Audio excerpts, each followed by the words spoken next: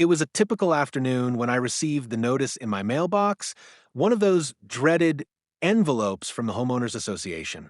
I had been living in the neighborhood for years, and while I'd never had an issue with the HOA before, I was getting tired of their constant surveillance. The letter inside was the last straw. It stated that my HOA fees were being raised due to the number of cars I had parked in my driveway. At first, I thought it was a mistake. I had always parked my vehicles in a manner that followed the rules, but as I read on, the tone of the letter became clearer. The HOA was using my collection of cars as an excuse to hike up the fees, claiming they violated community aesthetics and parking guidelines. I was furious. These cars were my pride and joy, a mix of classic cars, sports models, and a few rare collectibles.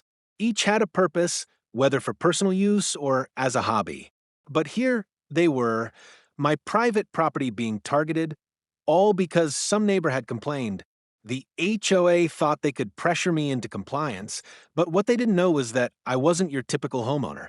I had enough of their overreach. The next day, I decided to confront them head on, but I didn't just want to argue over fees. I had something much bigger in mind. I walked into the HOA office with a calm but determined demeanor. The board members, a group of middle-aged individuals who looked like they had never worked a day outside their cushy office chairs, were ready to lecture me about my parking situation. But before they could get a word in, I dropped the bombshell. I own the whole neighborhood. Their faces dropped, but I wasn't done. I explained that over the years, I had quietly purchased the majority of the properties in the neighborhood, all of them under different names and trusts to avoid suspicion. The houses, the land, it was all mine.